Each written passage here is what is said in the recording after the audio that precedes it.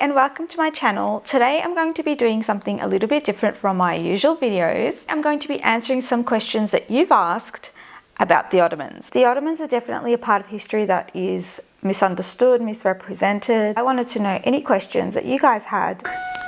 Why are you meowing? So what better way to find out than to ask a historian? Upon the death of a sultan, what became of his concubines? I understand one of them would become Valide Sultan if they lived to that point, but what about the other women? Did they get their freedom or something else? So basically there are two periods that we need to look at with this question because, as you probably know, the Ottoman Empire lasted for about 600 years. Under the umbrella of Ottoman rule, there are several different periods of time. As Leslie Pierce described in her influential book, The Imperial Harem, there is a pre-Suleimanic and post-Suleimanic harem structure. Until the reign of Sultan Suleiman in 1520, the harem was located in a separate palace called the Old Palace or the Saray Atik. This palace was constructed by Mehmed II after he conquered Istanbul in 1453. This is where the harem remained for about 100 years until around the 1530s. It is a bit unclear because the harem was something that was secret. You didn't openly talk about it. In the sources that the Ottomans wrote themselves, they wouldn't talk about the harem. The word harem itself basically means secret, something that's not seen. So it wasn't something that was talked about. It was considered inappropriate. We do know from the palace registries, so basically the palace records, which tell us where they spent their money, how much earnings the concubines made, that Hürrem Sultan and her kind of retinue moved into the Topkapi Palace in about the 1530s, which coincided with the time that she got married to Suleiman. So when a sultan died, his harem would more often than not get sent to the Eski Saray. According to an eyewitness account, when Murat III died in 1595, the populace waited at the gate to witness the departure from the seraglio of their mothers and all the other wives of the king, with their children and their goods. All the carriages, coaches, mules, and horses of the court were employed for the purpose. Besides the wives of the king and the 27 daughters, there were 200 others consisting of nurses and slaves, and they were taken to the Eski Seraglio, the old palace. But in general, all of the concubines who had mothered children would leave the palace after the sultan died. They didn't necessarily have to go to the Eski Saray. They could also relocate to other cities. For instance, from 1512 to 1513, when Sultan Bayezid died and his sons were battling for the throne, some of these prince mothers settled in Bursa, which was the old Ottoman capital. So the next question is, how did the lives of Ottoman princesses change? Was there a point in time where they became less restricted in the harem? Ottoman princesses always had more restrictive, even though they were kind of less demanding lives than their brothers. Like every aspect of Ottoman history, this changed according to the period that we're talking about. In earlier stages of Ottoman rule, were married off to other rulers, other Turkic rulers around Anatolia. Like other royal women of their time, they didn't really have a choice in their marriage partner. If they weren't married, they lived with their fathers, who were either the sultan at the time or who were princes and governing a province. One example of this is Aisha Sultan. She was Bayezid II's daughter and she lived with her father while he was a prince. After her grandfather, Mehmed the Conqueror, died, her father rushed to Istanbul to get to the throne. Aisha and her retinue were left without any money at Kütahya Castle, and what she did is she borrowed money from the state treasury to fund her life there. Some letters also indicate that she was trying to sell an uskuf, so headwear, that her grandfather Fatih had given her as a marriage present. Since they were part of the harem, princesses had less public visibility than their brothers, though this didn't necessarily stop them from taking trips or contributing to politics. Sultan Suleiman's daughter Mihrimah Sultan gained a lot of fame both in Europe and in the Ottoman Empire because of her involvement in local politics. After she got married to Rüstem Pasha, she moved out of the palace and into a smaller palace. So in that way, princesses had actually a little bit more freedom. They didn't have to worry about civil wars, getting on the throne. In the 18th century, the Ottoman Empire kind of opened up to Europe. So a lot of Ottoman princesses got into contact with Europeans and through this way found out about the ideas of the Enlightenment and modernization. A lot of them developed kind of unconventional lifestyles, or at least they were unconventional compared to their predecessors. Princesses like Küçük Esma Sultan in the 17th 1970s, and Hatice Sultan, the half-sister of Selim III, definitely had more freedom than the women who came before them. Hatice was the first royal woman that we know of who had her picture drawn by a male artist named Antoine Malling. He also painted inside her palace, which was situated on the shores of the Bosphorus. Away from the prying eyes of everyone in court, she was probably more free to live the way that she wanted to. The third question, I've always wondered about schools and higher education. I know they existed for both Muslims and non-Muslims, but could non-Muslims attend higher education schools like the medical school in Edirne? And how was life for students? Again, this question changes according to different periods of time. In general, the Ottomans ruled with the millet system. This meant that different religious and ethnic minorities were semi-autonomous. They could make their own rules and regulations regarding small matters that affected their community. Things like marriage, religion, education. During the first couple of centuries of Ottoman rule, education was not secular. So Muslims would go to medreses. There were schools funded either by the royal family or by wealthy people, but they were connected to the mosque. And this was the same for other communities like Orthodox Greeks, Armenians, and Jews. They would all have their schools connected to their religious institutions. So schools that were connected to churches, synagogues, or mosques were all non-secular, so they involved religious education, and they were only open to males. It wasn't until the mid-19th century that the Ottomans realized they were really behind compared to Europe. They started a massive modernization movement, and this happened in the 1830s. It was called Tanzimat. So Tanzimat wasn't just related to education, but it was related to a lot of aspects of Ottoman life, and it was a huge modernization movement during the reign of Mahmud II. The Ottomans had realized for decades that they were lagging behind the rest of Europe in terms of education, technology, science, etc. And so Mahmud established the Rushdiye, which were like modern primary schools for boys. They needed to open up secular schools and kind of standardize the education as much as they could. During this time, there were no schools for girls, but elite families often hired tutors and European governesses to teach their daughters. In the Islahat Fermanı, all communities were encouraged to open schools of science, art, and industry. Towards the late 1800s, several important things happened. One was that foreign institutes began to emerge around the empire. Missionaries from Europe and the West opened up schools, along with them governments of foreign countries like Italy and Germany. These schools offered the best education of their time. They incorporated very modern subjects and teachings into their curriculums. As a result, many Muslim families began to send their children there rather than to the millet schools, which were state-run.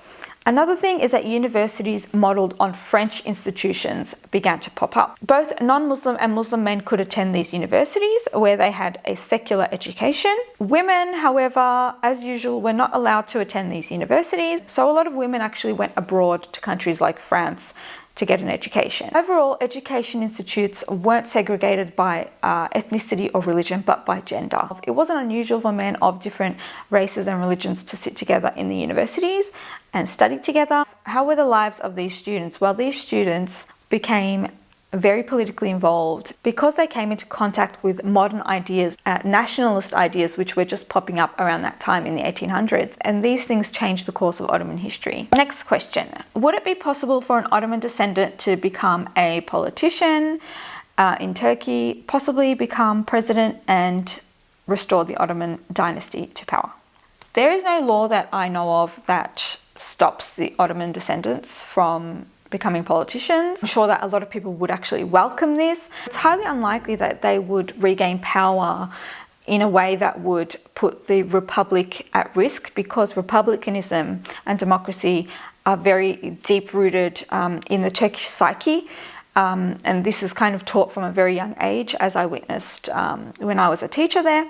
So if in the future they did come to power, it would probably be through like a constitutional monarchy type situation. Fifth question, how do concubines fall out of favor? So concubines could fall out of favor in a number of ways. In the pre-Suleimanic era, there was a one mother, one son policy. So concubines could only be with the Sultan until they had a son, and then they were responsible for the upbringing of that prince. And when he turned around 15, they were sent to the Sanjak. So they were sent to another province to basically teach the prince how to govern. And the mother was a very important part of this because she would keep a close watch on the court there. She would be the Valide Sultan of that court, She would run the harem, and she would choose his concubines, so the future mothers of the next generation. So they were basically running mini versions of the imperial palace around the country. There wasn't much of a chance for concubines to kind of fall out of favor unless she was, kept having daughters and was with the Sultan, and he eventually got bored of her, or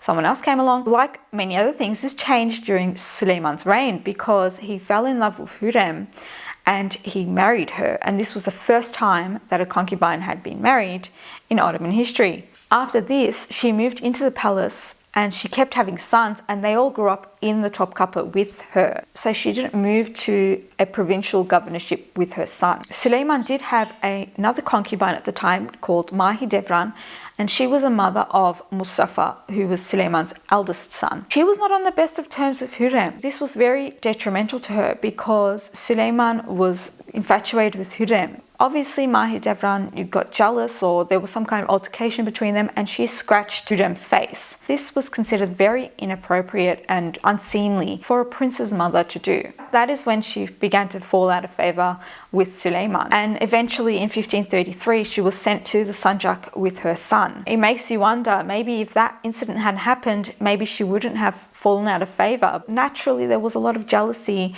and drama that could kind of turn off the Sultan from a woman. Other concubines throughout Ottoman history, and there are so many, simply fell out of favor once, a new girl was presented, or, he simply got bored. What would happen was the Valide Sultan, if she saw that one concubine was gaining too much power over the Sultan, she would present new concubines, because that is what kept her powerful. There was a lot going on. Next question. What was life like for the rich and nobility outside the royal family? Also, I'd love to hear more about groups outside of Istanbul and their costumes and traditions. This one is an interesting one because the Ottomans didn't have a nobility or an aristocracy in the sense that Europeans did. Ottoman society was built on the idea of meritocracy, which is basically when people gain status and wealth according to their own merit, according to their own performance. In Ottoman society, you could not gain titles from your ancestors. This was the opposite in countries like England or France, where you could inherit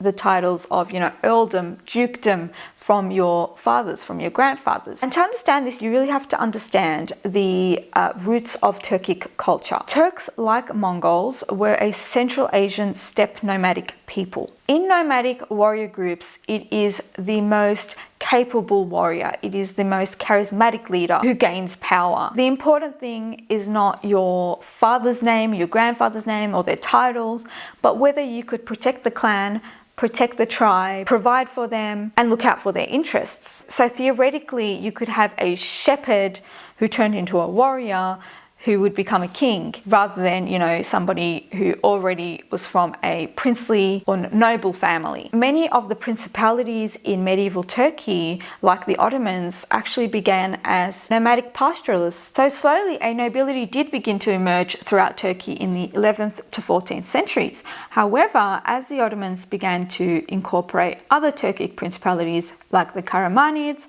or the Jandarids, into their own empire, they made sure that they also wiped out the aristocratic classes who were attached to those principalities. They did this so that no other Turkic clan or royal family could later undermine Ottoman supremacy and claim that they had a right to power. Turkish noble and aristocratic families basically fizzled out after the 1500s. They lost their power and status as the Ottomans incorporated them into their own empire. It was also highly based on the Sultan's own personal desires. A man who showed great merit could gain the title of Agha, Bey, or Pasha, though these titles would never be conferred to his children or descendants of that man simply because they were his descendants. Also, the titles could be taken away whenever the Sultan wanted, which would mean that all the wealth and the status of that person would also be lost. Of course, there were also exceptions to these rules. A lot of minorities, like Kurds, often had a system of hereditary nobility. The Pahlavi's were a Kurdish noble family who had a very large local power base until the 1840s, when the Ottoman state confiscated their hereditary lands. A lot of this land was purchased by Armenians, and this actually began a debate in the empire about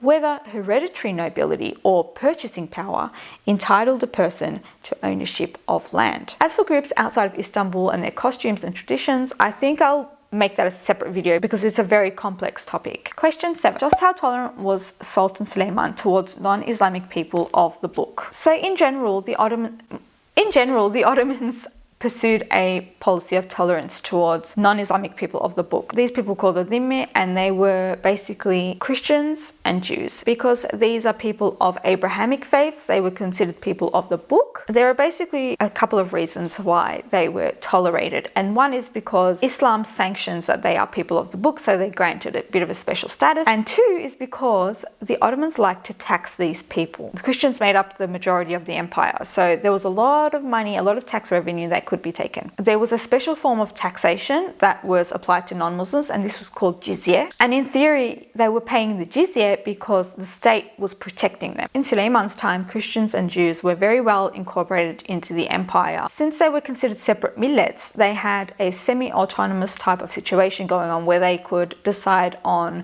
how they were going to run their own communities. I would say that Christians and Jews who were living in the imperial capital in Istanbul were probably more well off than Muslims living as peasants in Anatolia. The Italians of Pera, for example, the merchants, had very special statuses and privileges because they were non-Muslims living as traders in the empire. However, these non-Muslims were also subject to a lot of restrictions, and they were not equal citizens. They were almost like second-class citizens. They had to wear special forms of attire. They couldn't wear the same things as Muslims because something had to differentiate the people. And Christians in the Balkans were subject to the devshirme, which is basically a child levy where one child gets taken off a family and raised as a Muslim in court. This child would either become a janissary or a statesman, a politician, or a courtier. Okay, the last question we have is, in your previous vlog on 15th century Ottoman women's clothes, you showed only patterned kaftans. Were solid colours worn by the sultanas like Hürrem or Nurbanu? The sultanas definitely wore solid colours. We have examples of women's kaftans from the late 1500s that are just made in solid colours. However, patterned fabrics were preferred, and this is because they were very hard to make and very expensive, and so they were a symbol of wealth and status for the Ottomans. Most of the kaftans that have come to us, the extant kaftans, are all patterned. It's only a very few that you get that are solid colours. But yes, they could wear them. That's all the questions for today. I hope you've enjoyed. Leave any more questions that you have about the Ottomans down in the comments below. I might make another separate video. Even though there's a wealth of information out there, usually they're written in academic language, or they're behind a paywall, like they're articles in a journal, and it's very hard for just an ordinary person to find a lot of information about the Ottomans. There is a lot of misinformation as well from a lot of sides, both from Western and Eastern sources. So I'd be happy to make more of these kind of question answer videos. Also, if there are any other videos that you'd like to see, things like costume making, specific information about Ottoman clothing and attire, you can definitely drop that down below in the comment section as well. Thank you for watching, and I hope to see you in my next video. Bye!